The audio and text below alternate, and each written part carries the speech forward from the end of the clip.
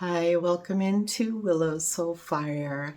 If this is your first time here, I welcome you and I hope you are at a wonderful place in your journey and that you're looking to be inspired and get good information that helps you know that you're exactly where you belong.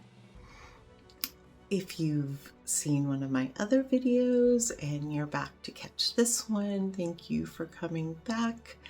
I am not recording as often as I'd like to be, but what I'm getting out there I think is important, and I am here tonight because I got the message really loud and clear that this was the video that I needed to do tonight and upload tonight.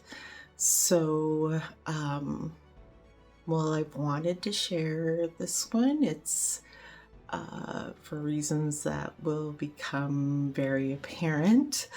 It's a sensitive subject, and my story has very sensitive, private information, and I want to protect my family and people that I love. So knowing that, and the fact that I'm still recording this and putting it out there, someone desperately needs to hear it, and I felt like if I could do something to prevent someone else's kids from going through trauma that my two daughters have gone through, that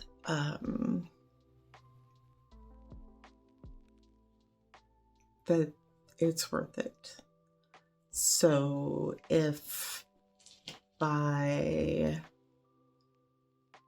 posting this I save at least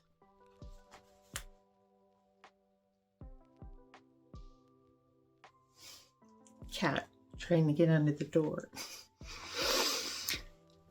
If I save at least 3 lives, one for each of my kids, that whatever upset or disappointment or hurt feelings that may result from this, I hope that people understand it was done with the purest of intentions, and anybody that does take any of the information from this video and hurts anyone that I love because of it, that's on them. It's not on me.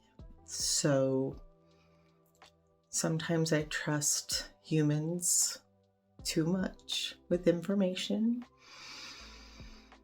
So I will do my best to relay this story authentically and truthfully without giving too many details that will expose anyone to any harm.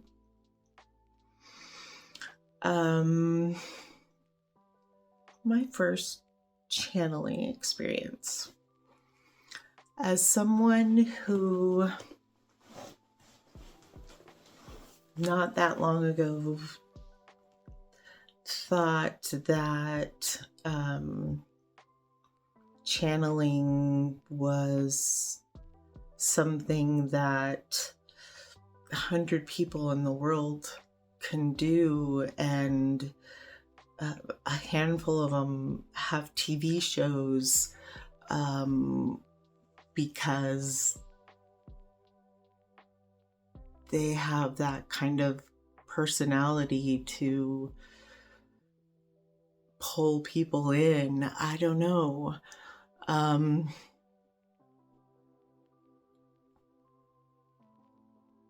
That channeling was something that was so rare and so special and such a rare gift that I didn't imagine that it would be anything that I would experience. So there are few people that I believe when I hear them say they channeled something, a message, a project, a story, and I can't explain why I believe one person over another, because that's only true for me. I was extremely skeptical until I had experiences with more public channeling, when it started being on TV and people could give their feedback and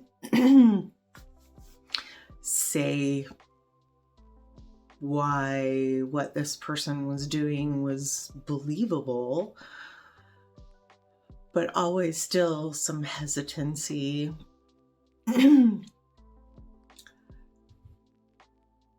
So while I thought it might be cool to have that gift, that ability, it wasn't something that because it was so rare and so special, that it wouldn't be something that would be bestowed upon me, or that I wasn't the kind of person, or I don't know why not. So the night that it happened, I had no doubt, but for enough time to gather my thoughts and make sure that my energy was protected and my expectations of how the transfer was going to happen, or the conditions. So I was not open to anything that they would share with me that was not helpful. I would only receive information in ways that was not frightening to me.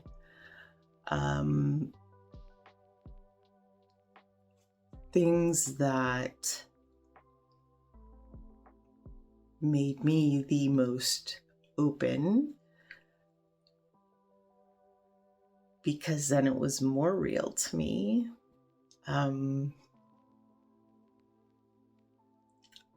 And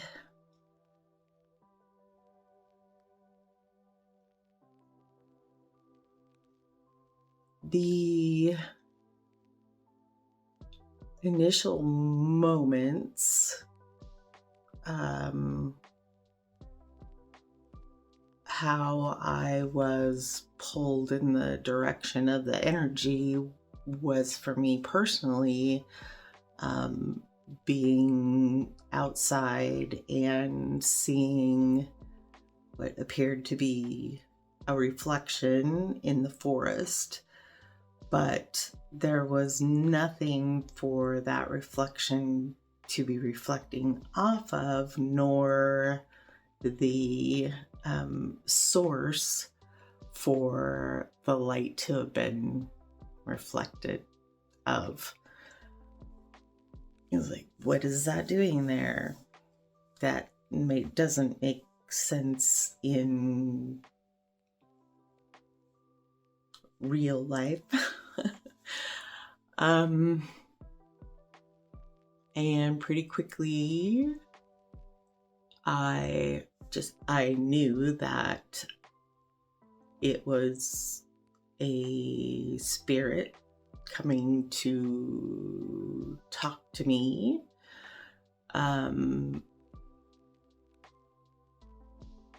I spent several moments, and I can't tell you really how long it is, saying, why me? Why? Am I crazy? Is this real? Am I losing my mind? But when I let go of those thoughts and said, no, this is real, and this is your opportunity to communicate needed information, I was like, okay, let's do this.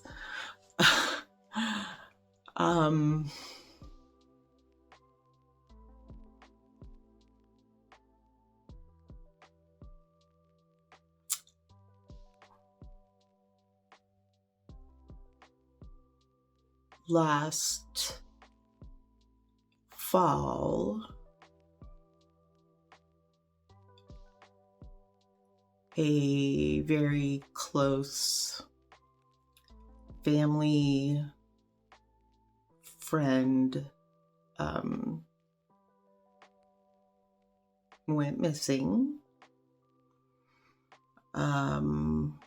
Their car was found in an area they were known to hike and spend time in nature. Just a couple of days after they realized he was missing,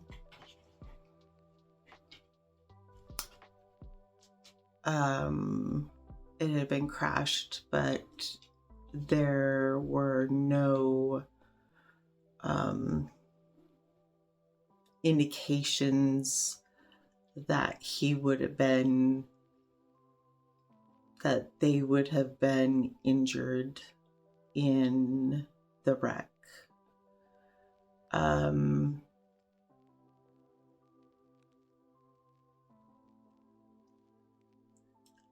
That started several months of searching the wilderness area. Their friends and family,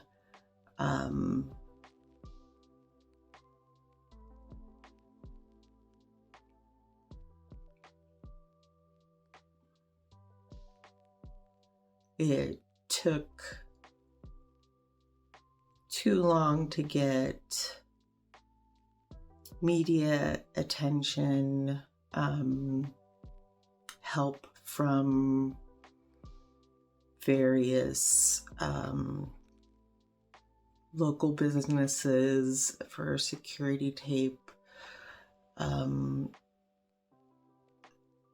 some slowness to respond from agencies and things like that may have contributed to the length of the searching. At one point, searchers found what looked to be like a shelter that had been built, and that was hopeful, but very few pieces of information to go on besides that.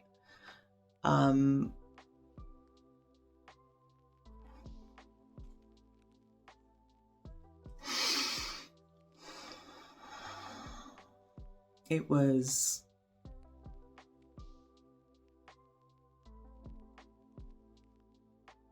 long several months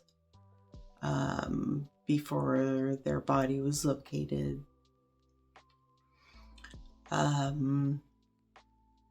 It wasn't far from the car, and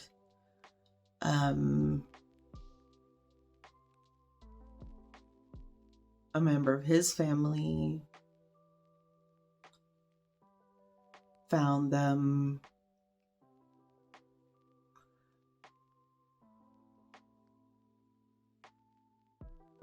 it was a lot of unnecessary hurt and worry.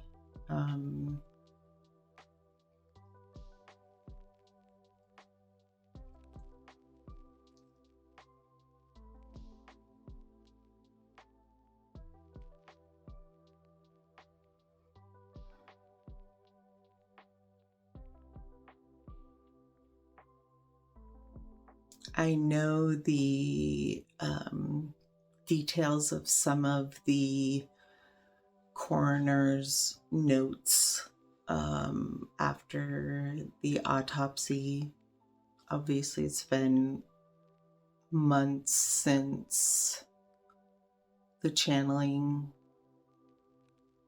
happened. So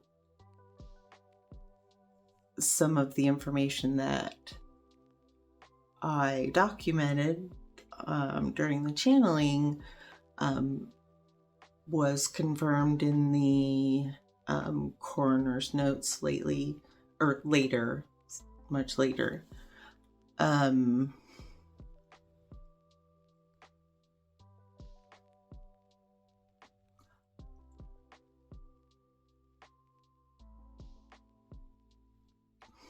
When I first got the messages, it was about finding him and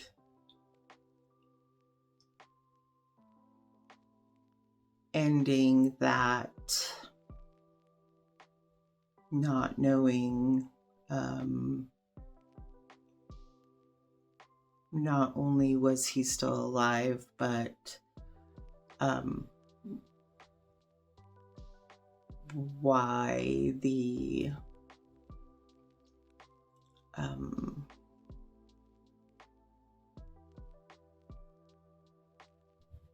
was the death intentional or not?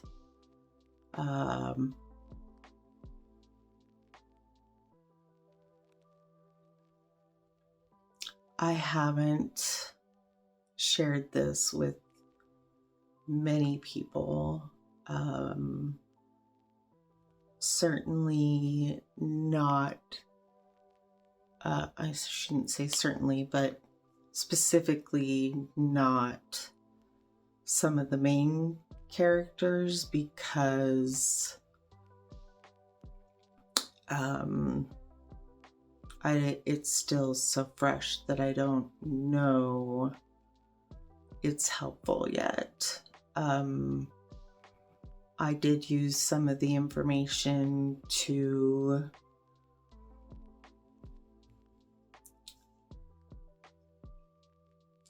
guide people in certain areas while searching, without saying where the information came from, or I really have a feeling that this is where you need to look and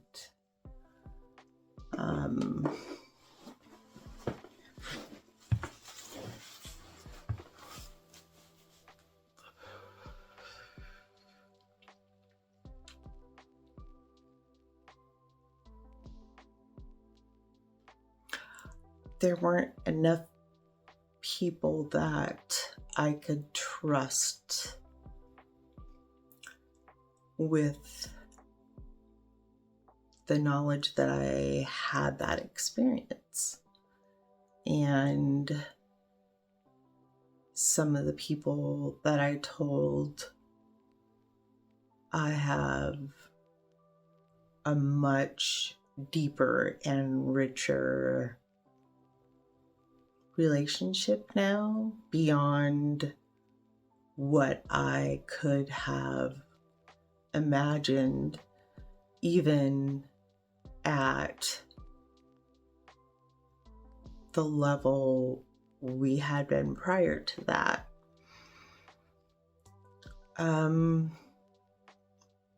Most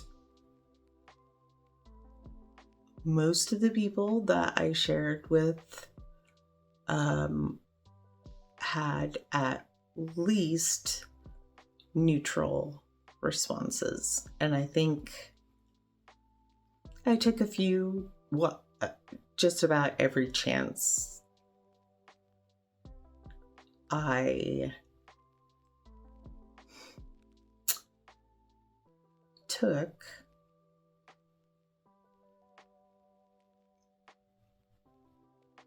needed to be taken. And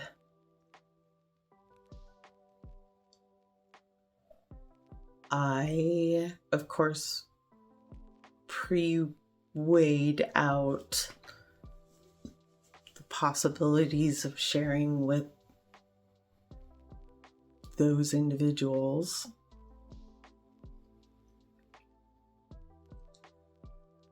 But I didn't have anybody say they didn't believe me.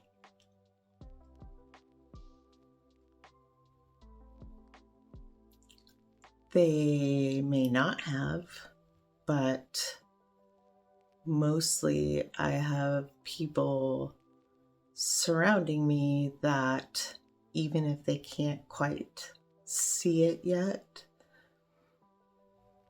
they cheer me on.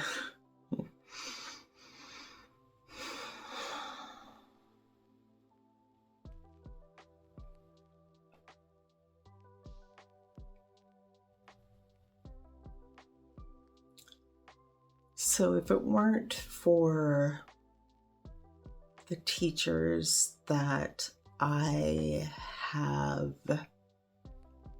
been honored to cross paths with, to walk on paths together, that they somehow were able to prepare me for something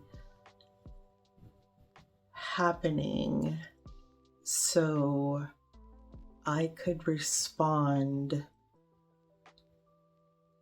in the best way I knew how. And by doing so,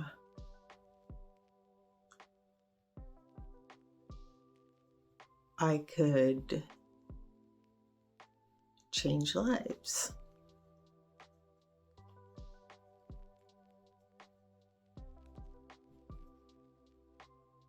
And they would change lives. Because they didn't mean to die.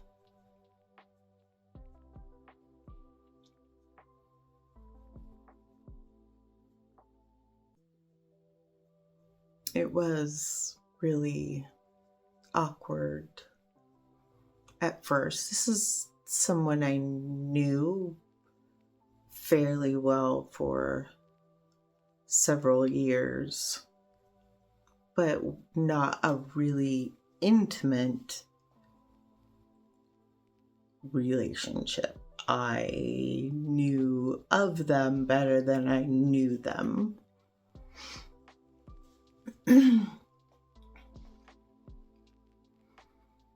But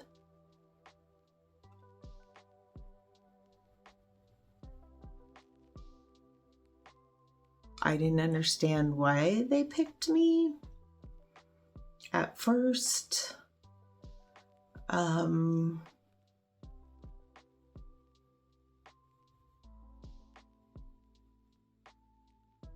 But I think more and more I get it.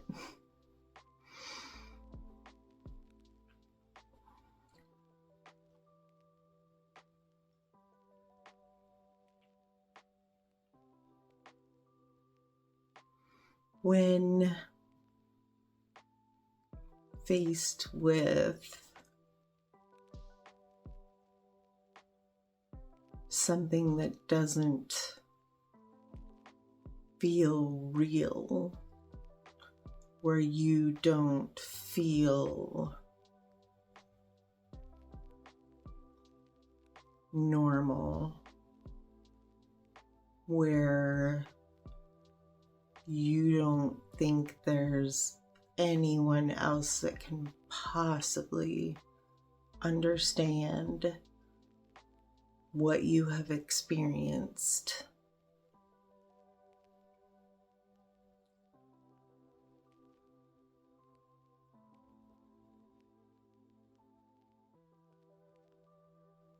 There's someone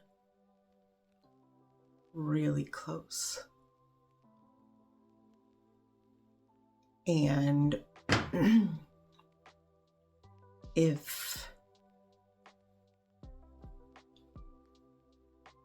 your choice is to believe that something really great is happening in that moment, or something horrible is happening in that moment,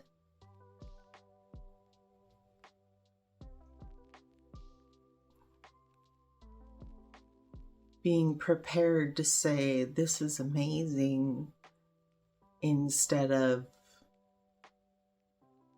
I can't do this. You may not get many opportunities.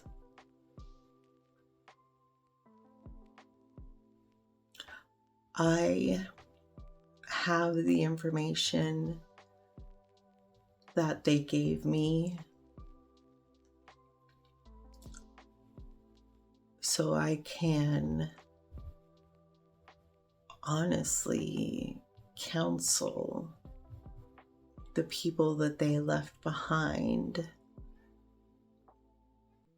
in their healing.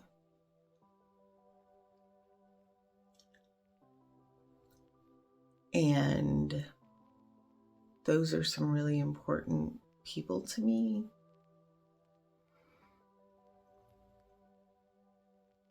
But greater than that is,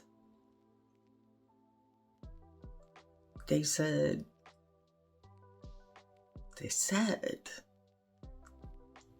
more people need to hear about this. And besides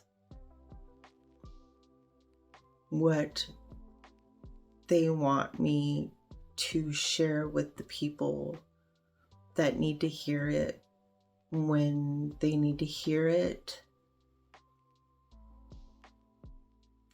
they wanted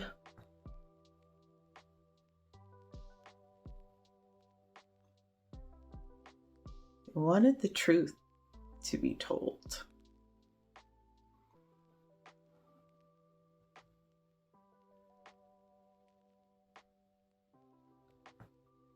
Because there wasn't any information.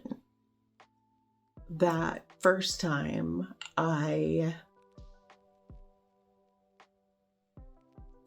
mostly heard them, and I was trying to make notes about what they were saying, and I said a couple of times, you're gonna have to give me stuff that I couldn't possibly know, so they believe me.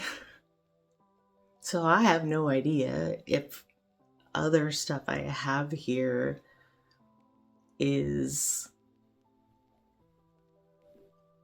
going to work, but that's what I asked for.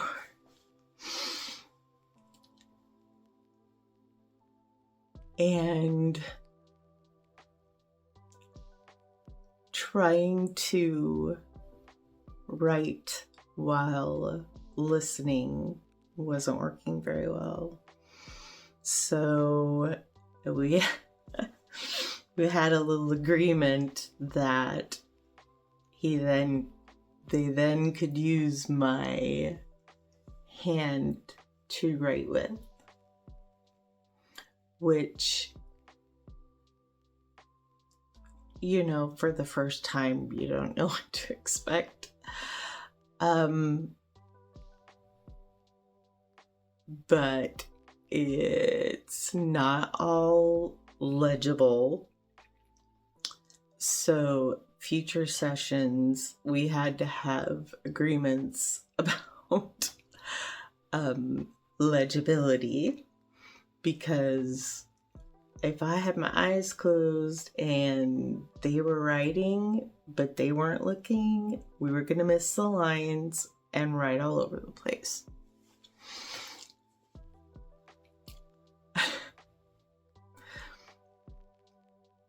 It was some negotiating to make it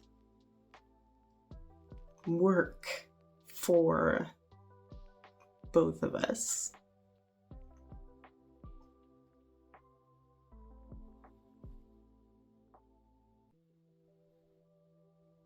They knew how to get my attention.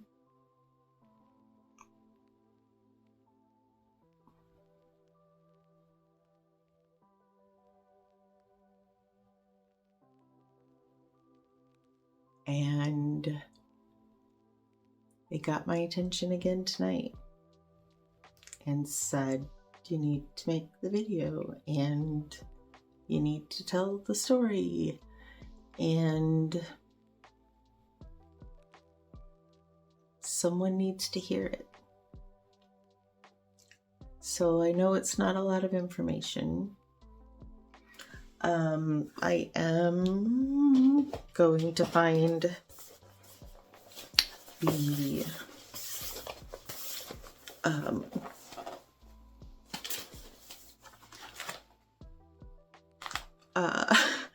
entry here just to show you.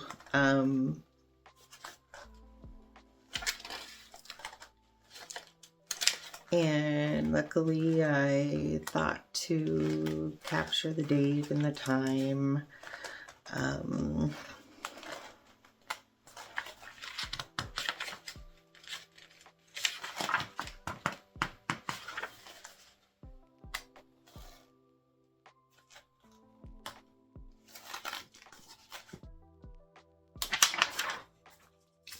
So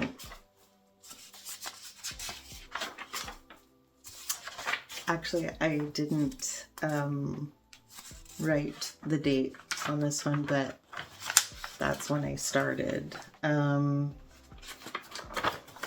So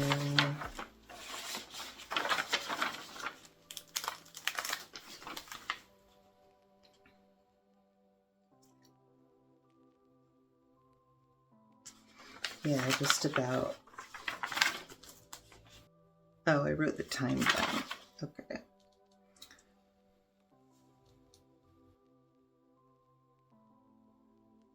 I just want to make sure that if any names are here that. Okay, so you can see the transition here. So when I started writing for him, I almost said his name. Page 2, 3.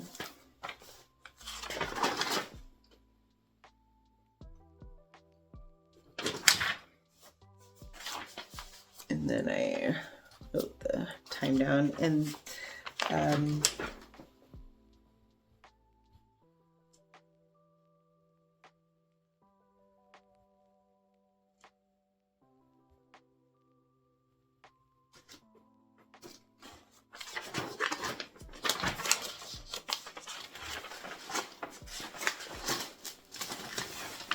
seeing if another one is in here.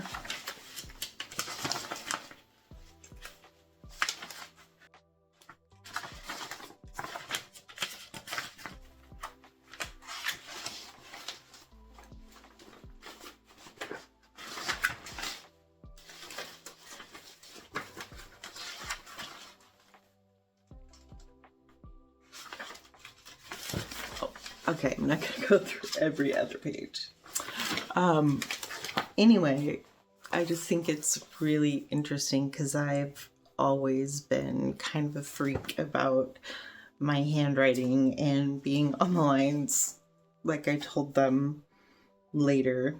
But I have this to refer to for ever, really.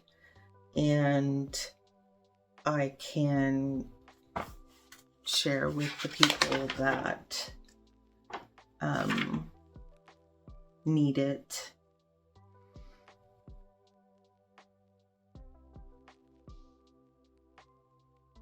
I actually just realized I know more of the people that he talked about, that they talked about, than I did at this time.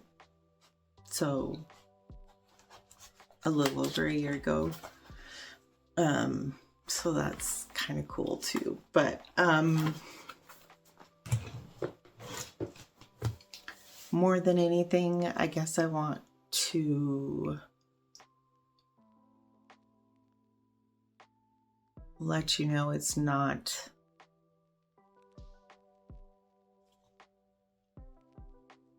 it doesn't have to be scary, even if you didn't ask for it, for the gift, for the communication, for the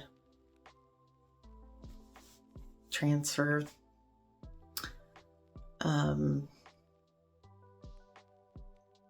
You can set your own ground rules. At least that's what I was taught, and so far it's working.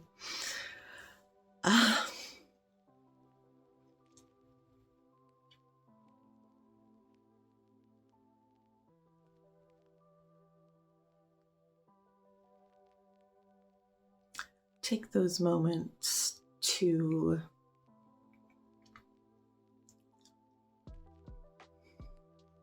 tell people how you really feel.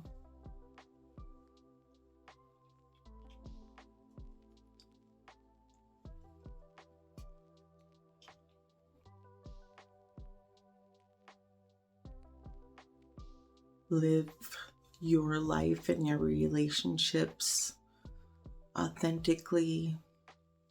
Hold your boundaries, even if other people who don't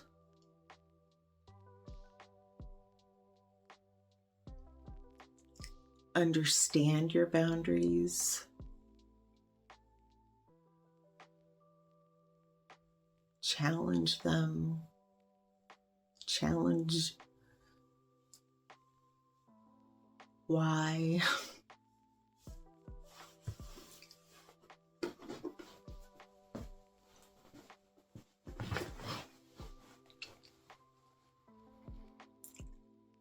You can't cause someone else to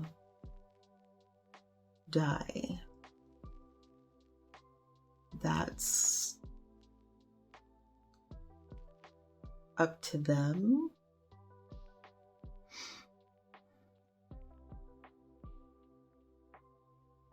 But you always have a choice to be true to yourself, be true to others, and do it kindly.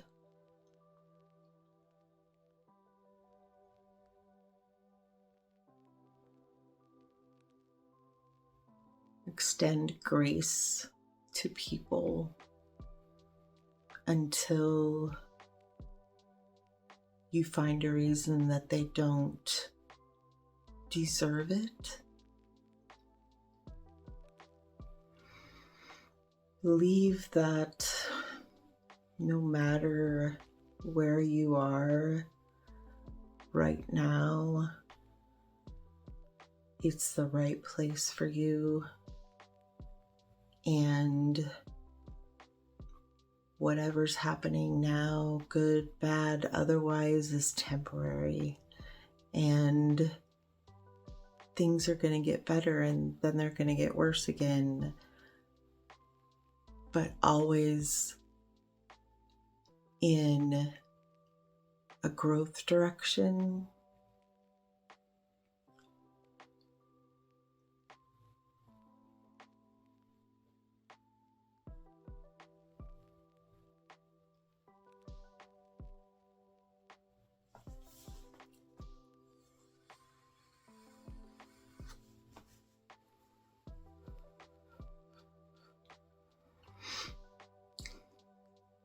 What you're going through now might be the suckiest thing you've ever gone through, but you've been through sucky before, and you're still here, and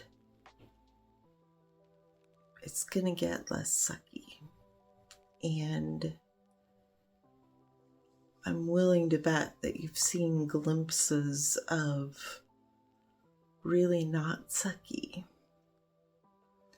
And the longer you watch, the more not sucky there is the next day and the next day and the next day.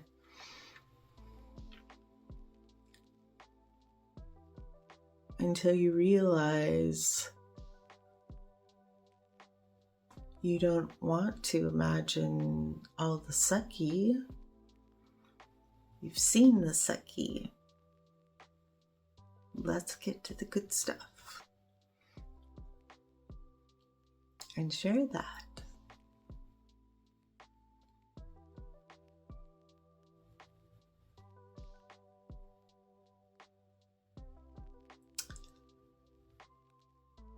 I guess I'll stop now.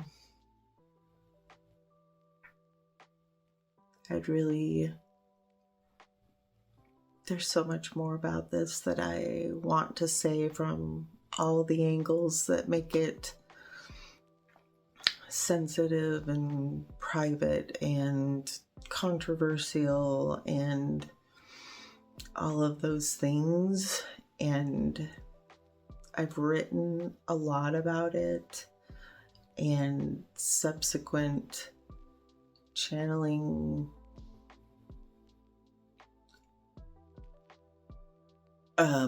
occasions, sessions. So either I'll talk about it again in a video, or you'll see it in writing or somewhere else. Ask reasonable questions below, and I will try to answer them in ways that don't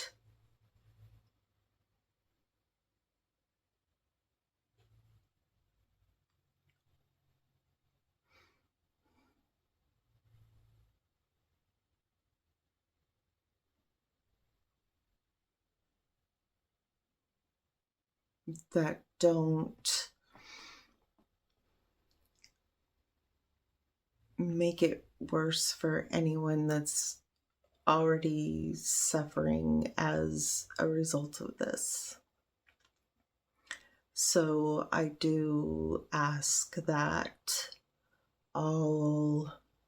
any conversations be done respectfully for the real life people involved in this real life, real time transformation journey that I'm sharing with you.